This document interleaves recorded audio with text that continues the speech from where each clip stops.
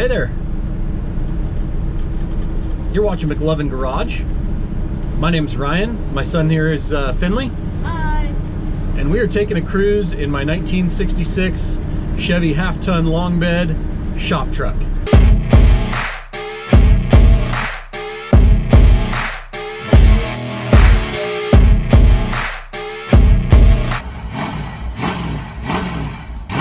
Oh yeah.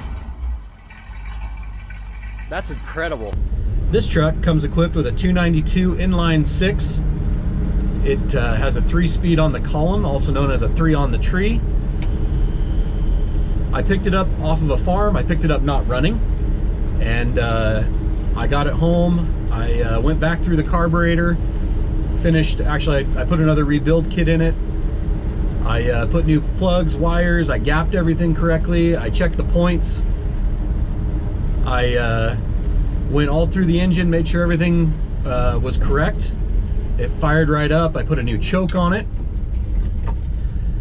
And following that, oh! Can't find them, grind them. Can't find them, grind them. Yikes!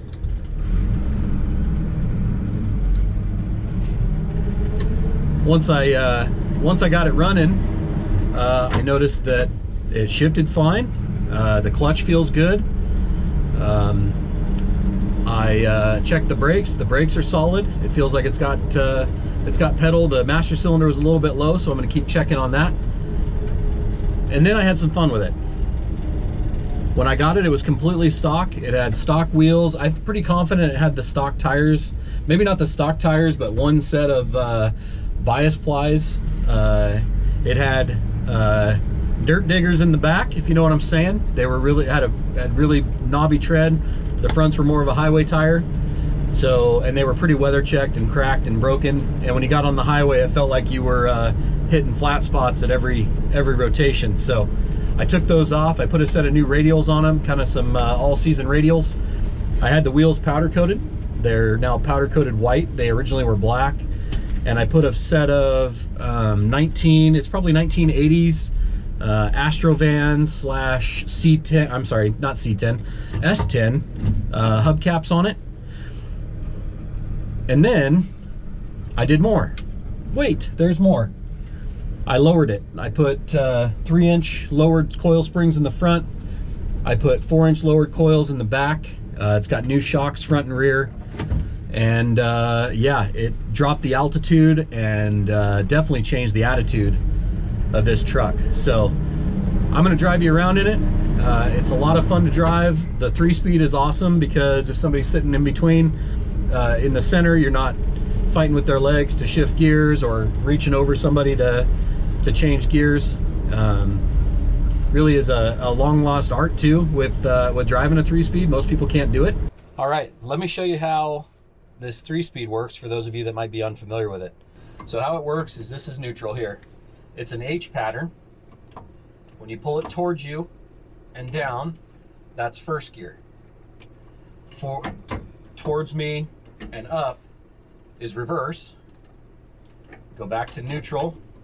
Out and up is second. Out and down is third. There's your 3. So 1, 2, 3. We're gonna go back to first. Let the clutch out. There's first. Up, out, second. Stay out and down is third. That's your standard 3 on the tree. Now we'll go back to second. First gear and reverse in this truck at least are not synchronized, so you pretty much have to be at a dead stop to get it to go into either first or reverse. So now we're in neutral. In and up is reverse. And this truck has no power steering, so it really helps if you can get it moving before you start trying to turn, because otherwise you're playing with the old Armstrong power steering, which are these. Yep. So again, in and down is first.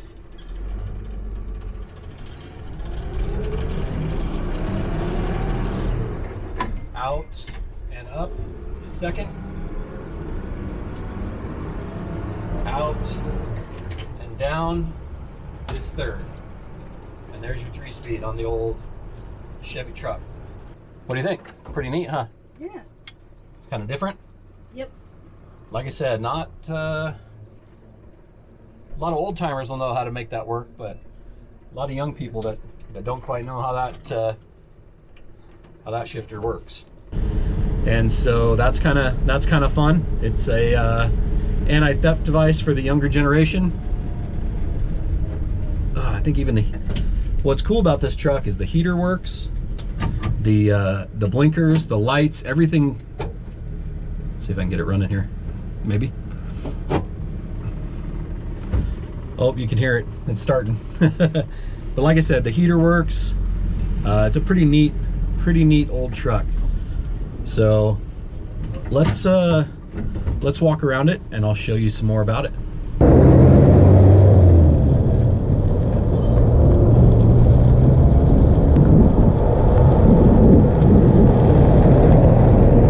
So this is my 1966 Chevy half-ton. It's got a great color. It's a, I believe it's a custom. It is a half-ton. Got the 10 down there. A couple things that differentiate the 66 from the 64 and 65, because they're the same, essentially the same body type. In 63, it still had what was called the knee knocker cab. So the cab wrapped around into the door right up in here. And so it had this big cutout. This one they changed, and it had a wraparound windshield. So the windshield would actually come all the way almost back into here. So what they did was in 64, they changed to this body style where it had the more flatter windshield and the bigger access door, so you wouldn't smash your knee on that window extension every time you got in and out of the truck. So one of the things they did in 66 that was new, and you'll see on the back here, is they added reverse lights. They didn't have those on the previous models, so you'll see that the reverse lights here. This truck is actually in pretty good condition overall for it doesn't look like it's ever been restored or modified till I got it. It was factory height when I got it. And I did a few things which I've talked about, but I'll show you a little bit more. This is probably the worst of the body. It looks like this fender got hit something. I don't know if it's a fence or what exactly it hit, but it's missing the trim. The bottom here got snagged on something. You can see that's probably the worst body damage in the whole truck. Overall, pretty rust-free. I like the front end. I love the patina on these old trucks when the paint starts to fade. And you can see, like on the hood here, you've got some of the primer showing through. You know, it's got bumps, bruises. I really like that. The gentleman I bought it from, he was working on getting it running. He had rebuilt the carburetor. There was a couple small things that needed to be adjusted in the carb, so I took it back apart. I rebuilt it and made sure I corrected those couple things. Nothing too major, but enough that it didn't want to run right when I first got it. Actually didn't run at all, and so I threw it on a trailer and brought it home. It's got one mirror. It's only got the passenger or the driver's side mirror. Let's look inside here. You can see on the door, or I'm sorry, on the rocker here, not too bad. A little bit of rust, you know, starting here, a little bit there. It needs to be probably parked inside. I'm really stoked that the seat's not all messed up. It looks like at some point it got recovered. Thankfully, it's actually in really darn good shape. These old trucks don't have a headliner. It's just metal inside. It's got the dome light still. Let's see, I got my camera mounted up there. It only has one sun visor. And then this is super neat. I really like this steering wheel. They're just so simple and plain. Two, this came with a radio delete plate. So it's a metal plate that clips in there. And this one most likely was ordered without a radio. And if you ordered it without a radio, you would get that delete plate to block off the, let's see if, there we go, color changes. See if that, or to block off the hole where the radio would be. There's your heat and AC controls. I'm missing that middle one broke. They're just made out of cheap like pot metal. It's not hard to replace, but it's annoying. But the heat does work. This one actually has the upgraded dash. They have one that, like in my Suburban, if you've seen that video, that one's just got idiot lights for temp and oil pressure. This one actually has oil pressure, fuel gauge, battery charging, and then a temp gauge. The temp gauge in this one unfortunately doesn't work, but it has all of them. Whereas the other one is just got idiot lights. You've got your choke. This is for my manual choke. Windshield wipers over here with a squirter. I don't know if that works. I haven't tested it. And then headlights. Those are what you got there. Does have the 3-speed on the column. This is your brake lever, your parking brake lever. This one doesn't want to work for some. Oh, maybe it does. It just needs to be. It needs some lubrication. And then obviously you got your dimmer switch down there on the floor on the old rigs. That's your high beams. Here's the what it came with, the factory things. This is a turquoise color. Really like the color. Let's go around to the opposite. Let's go around to the other side. This side's even better over here on the kick panel on the rocker.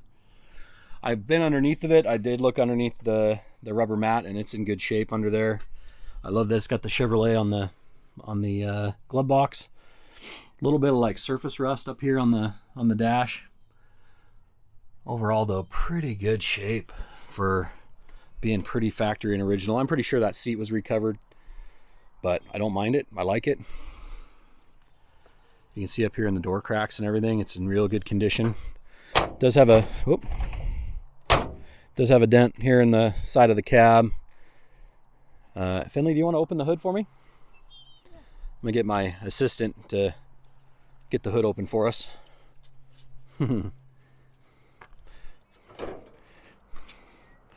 Push down on it just a little bit and then pull again. There you go, got it. Big old hood, huh? Kind of heavy. There you can see the inline 6-cylinder. It's got a 292 inline 6. This was competing with the Ford 300 as far as size of the 6-cylinder. I did put a new coil in it, new plug wires. I left the cap, but I did adjust the points when I got it. Put some new fuel line. It was really toasty and crispy, so that's new.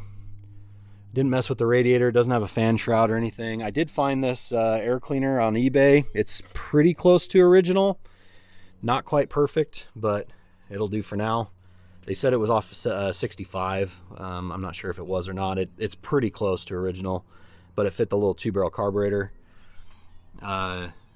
Single pot master cylinder. That was low yesterday when I checked it, so I need to keep an eye on the brakes. So the bed is shot in this. You can see it's got some holes here. This side's still kind of intact. It's real bad in a few places, and it's fall through rotten. So I found this piece of I bought this piece of pressure treated plywood just to put in the middle. It definitely looks like it's been used as a truck. You can see the fender wells got some show some signs of use. What I'm impressed by is the tailgate. The tailgate's in pretty darn good shape. It's not, other than a few whammies here at the top, which is expected. The rest of it is not in bad shape. I also like this bumper. This is not one that I've seen before. I've owned several of these trucks, and I haven't seen one that's tucked in as close as this one. This one's tucked in nice and close. You can see that. And it doesn't, a lot of them wrap, this wraparound part will go all the way up to here, all the way up to there on both sides. And if they get hit at all, it collapses into the bed. So I really like that bumper. I'm thinking I might take it off and have it powder coated white. I don't know though. I kind of like the patina. I kind of like the faded. I kind of like we know where it's been, or we know that it's been used anyway. So I'm having a hard time deciding if I'm going to paint I would really like to do the grill back to bright white, the surround, kind of like on my Suburban. And I would like to do the rear bumper white. I don't know what was here. I haven't figured out what was here. I started sanding on this a little bit, and you can see that it looks like some body work got done in some spots. This is real chalky. I'm trying to get this off because I would like to see if I can find a paint that's real close to this and paint over this, because I don't like, for some reason it's on both sides. It's got these gray panels. So I got to figure that out. But yeah, so I did lower it. It's lowered 3 inches in the front. I'd like to go about 2 more. I'd really like that wheel and tire, or I'm sorry, that tire to be tucked up into the fender a little more. There's not a lot of room up there though. From here it looks like there's way more room, but I think a drop spindle will get me there. So like a 2-inch or 2.5-inch drop spindle with some disc brakes would be pretty killer up front. So I would like to drop the front a little bit more, and if I did that, then I would really need to C-notch the rear and then put a block. There's a spacer block that could go in there. It's got 4-inch lowered springs. I wouldn't really want to go any lower on springs, but I could probably put an inch or two of a spacer, but then I would need to do a C-notch, which would be fine. I just don't want to go up into the bed. I want to keep it as usable as I can.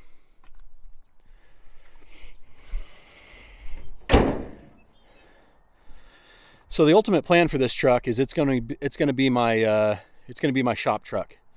It's the McLovin Garage shop truck. My buddy Ryan and Crystal up at Custom to You. If you don't know them or you're local to Oregon, hit them up if you need vinyl wrap or shirts or hats, custom embroidery. They're my people. I really appreciate them. But I think we're going to make a McLovin Garage logo, a vinyl logo. And I'm going to put it on the door right underneath this piece of trim. And just put McLovin Garage, and maybe up here along the bed, put, you know, like YouTube, Instagram, you know, those types of things down the side. Just kind of as a conversation starter and a, hey, go watch my channel as I'm cruising it around. But I thought this would make a great hauler for engines and parts and going to swap meets and all of those types of things. Maybe even a daily. It needs a little bit taller gear. It's real low geared, so I think it's probably, I don't even know what it is. I hesitate to even guess, but I'm guessing it could be as low as a 410, maybe a 373, but I don't think so. I think it's lower than that, because at 55, that little 292 is screaming. So yeah, I think it's going to be my shop truck for the channel for McLovin Garage. So I want to logo it up a little bit. I want to keep working on it. I want to buff the paint and see if I can't fix those gray panels on the side, make them green again. And really, maybe if I can find a little bit higher rear end gear so that it cruises on the highway a little bit, it'd be a great driver. It's just too high geared. I have a hitch on the Suburban. I was thinking about moving it over to this, and I could haul the dirt bikes with the boys to go ride bikes. I could haul a small utility trailer if I needed to haul something. I don't know that it would really tow my big flatbed trailer, but I could certainly give it a shot. So what do you think of it? Please put in the comments what you think I should do with it, what other modifications you would do if it was your truck. The temperature gauge doesn't work, so I either need to take the dash apart and try to fix that one. I do have an aftermarket gauge, but it's super clean underneath the dash and up and underneath the firewall, that I didn't really want to punch a hole through the firewall to put the gauge in, but the factory gauge doesn't work. So I might try to look and see if I can't figure that out, because it'd be real nice to have a temp gauge that worked. The oil pressure works, the voltmeter works, the gas gauge works. It all works great. The lights work, blinkers work. I think I've got one bulb out in the backup lights. Actually, I know I do. This one on the driver's side is out, so I think that's just a bulb. The rest, because everything else works. I would love to fix the bed and put a custom wood bed in it. Get some. They make kits. It'd be awesome to put like some oak and stain it, and then put new strips so it's usable. The problem with that is if it's nice, you don't want to mess it up. So we'll see about that. For now, the plywood is going to work unless something rolls to the side and falls out the hole. So I'll address that as I can. But I'm going on a quick trip with my wife. We're going to Florida. Actually, this will probably come out after we get back, but I wanted to get some video on this truck. I'm really pleased with it. It runs super smooth. It's quiet. It's gonna be cool, especially if I can get it polished up a little bit, logoed up, and then make it just a little bit more usable on a day-to-day basis. As you guys know, I love old cars. I love old trucks.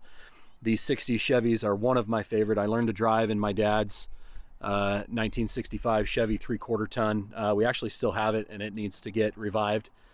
So you might see that on the channel. Let me know, guys, again, what you think you would do with this, what you think I should do with it. And maybe I'll even get some comments of you should sell it to me. It's not for sale yet. If any of you know me and have watched my channel long enough, stuff kind of ebbs and flows out of my driveway. Could be a day that it's up for sale, but right now the plan is to make it a shop truck. I've got the Suburban, I've got this. As I've said in previous videos, I got the 68 Fury that needs an engine. I'm selling the yellow Duster that I just made a video on, and I've got my 1973 Dart that I think I'm going to put a small block in. So those are kind of, I've got a lot of things going on. It's just a matter of money and time. Money and time's the killer, as we all know. So I'll keep working on it, keep selling those tractors, and have a little jingle in my pocket to build some rides. So thanks for being here. I appreciate you watching. Thank you to everybody who's stayed on even after I kind of changed the channel over to do some different stuff, especially with all the car content coming. I really appreciate you being here and watching the channel. I'm looking forward to seeing hopefully some growth, and we're just going to keep making cool content about the things that show up in my driveway. So hope you have a good one. If you wouldn't mind, hit the like button, hit the subscribe button. That, according to YouTube, really helps the channel, so I'd appreciate that. And we'll see you again next time.